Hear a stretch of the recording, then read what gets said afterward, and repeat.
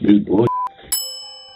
I know if y'all had proof of me robbing somebody, we wouldn't even be talking. Y'all would have cuffed me. I would be charged with it. That's what I know, bro. In January 2020, DeBarbie, also known as Jonathan Kirk, was scheduled to perform at a Miami nightclub. However, when the owner paid him only $20,000 out of the owed $30,000, things quickly escalated. Allegedly, Kirk punched the owner multiple times, and his crew joined in the attack. The victim was beaten, knocked to the ground, and robbed of his phone, credit card, and $80 in cash. The only footage available was obscured CCTV footage.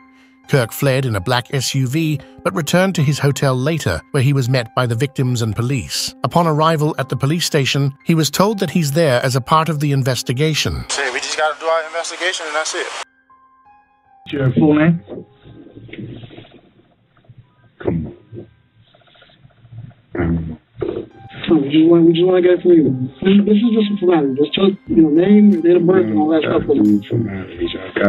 Kirk, confident in his ability to navigate the situation, refused to answer questions, including providing his name, despite being informed of his Miranda rights. Surprisingly, he waived his right to a lawyer, seemingly choosing to handle the situation himself. An incident occurred at the hotel, 1500 Southwest First Avenue. That you were there for, correct? What incident? An incident. You had an altercation with somebody? No. You didn't? Did you have a business dealing with somebody? No. You didn't? No. So somebody didn't bring you $20,000 in front of the hotel in your SUV? No. Somebody bring $20,000 that wasn't theirs and lied to them and told them that it was for an event of theirs on the 31st. And lied to them. That person, once he realized they were doing bad business, said nah and left for his $20,000. Okay, so you didn't count? And got my contact information to do business the right way. That's what happened. Around what time was this, sir? I don't know. Whatever time they told us. Whatever time the camera showed me not robbing no damn body that time. Kirk claimed innocence, suggesting that his manager had been negotiating with an event promoter for a show at Cafe Iguana Pines. However, he alleged that the offered money was stolen and the promoter's behavior was suspicious. Instead of proceeding, Kirk left without incident. This explanation did not address the recorded altercation, but Kirk aimed to rely on the unclear footage and lack of witnesses. Common sense. You know what I made to even be down here? A promoter booked me at that hotel. I didn't pay to be at the hotel. I was paid for. You'd have let me in my room, you would have saw close to $250,000 cash, legally, hard-earned money. I don't got to take nothing from nobody, bro. Well, let me ask you this. I will go outside here right now and throw $10,000 in the air. Like, I do not care about no money. I don't, bro. Was there an argument? No, it was an argument. I didn't argue with a soul. My voice was never raised. There was never aggressive language from me. None of that. Was there a fight? None of that. No, I ain't seen no fight. And nothing was taken. We shouldn't be in no robbery yet, bro. So when y'all get done doing what y'all doing, y'all need to do y'all job. Y'all need to follow y'all process. And y'all need to arrest whoever gave y'all these false allegations, bro. This is bullshit. Emphasizing his financial standing, Kirk questioned the necessity of robbing someone for $80 and an iPhone when he regularly engaged in significant financial transactions. By distancing himself from the alleged crime, he aimed to strengthen his position. When I encountered you in the hotel, you came back to the concierge, the counter. Yeah. Where were you coming from at that point? Prime, whatever the hell I went to eat. I went to get some food. Where is that? I don't remember. You don't know? No. How'd you get there? In the car. What kind of car? Was it a car you drove? Somebody else drove? An Uber. An Uber? Yeah. What kind of car was it? Small car, SUV, truck, what? I don't know. Let's talk about what matters. That's why we're here. Let's talk about what y'all need to get me about this stuff. When I'm driving in the car, when I went to go eat, what time I went, that don't have nothing to do with the fact I ain't robbed a damn soul.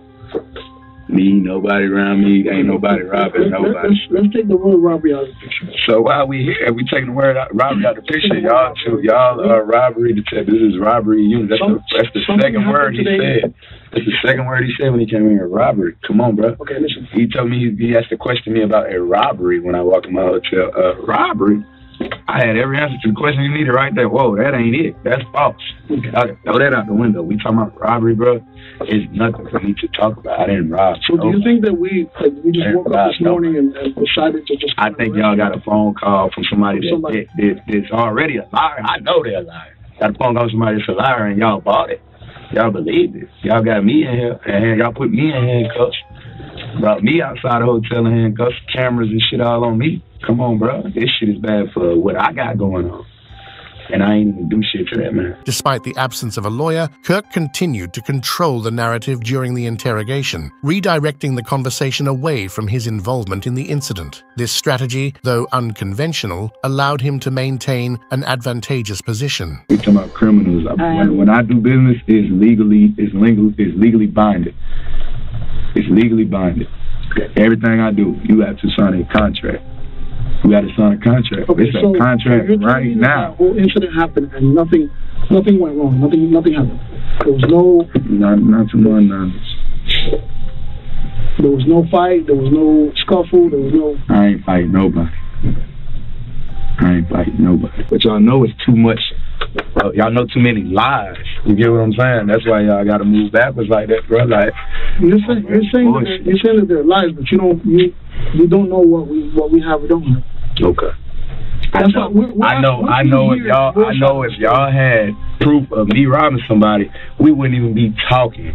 Y'all would have cuffed me. I would be charged with it. That's what I know, bro. That's what I know. As the detectives struggled to gather evidence linking Kirk to the crime, he refused to cooperate, knowing that their lack of details meant they were unlikely to charge him immediately. Kirk remained silent, showcasing his awareness of the dynamics at play in the interrogation room. I ain't know your side of the story. My side of the story, I ain't done that. I don't have a side of the story because I ain't done nothing to nobody. So that's what I was and before something could be done to me, right? And before something could be done to me, I realized I was dealing with bad business, and I Why do you say it was bad business? What? Why do you say it was bad business? I already told y'all that. You want to rewind this? You want to rewind it, bro? I already told y'all, bro. My story not gonna come out different no matter how many times I say it, bro. It's not, bro. It's right here. So you press stop and rewind and play, you're going to hear it. That's why I said it was bad business, bro. Come on, bro. There's nothing blowing my phone up all day, all night. He needed my help for his event. He already was in deep water because he's already doing, and I see why, he's already doing bad business. You see what I'm saying? He has an event that wasn't going to go as planned. He needed me to make up for that.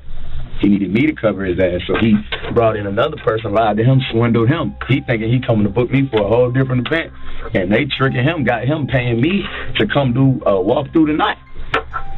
Come on, bro. These niggas full of shit. And matter of fact, check them cameras. Y'all got crime scene investigation unit out there, check the cameras. See him meet up with somebody else in the lobby. Ask him, hey, who's that? Ask him. Follow up on what I'm telling y'all. That's what we're trying to At the end of the day, I would expect people to act on common sense anyway.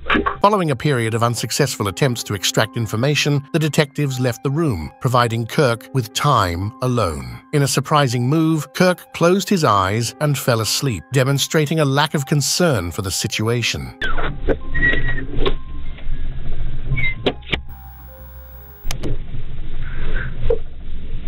Ultimately, the detectives could not break Kirk's resolve. They revisited the investigation regarding the security of Kirk's belongings in his hotel room. Despite being the prime suspect, Kirk adamantly refused their involvement and insisted the hotel handle it. Facing potential serious charges, including a 15-year prison sentence and a $10,000 fine, Kirk spent 48 hours in jail before being released. 2 months later, all charges against him were dropped, and he remained a free man,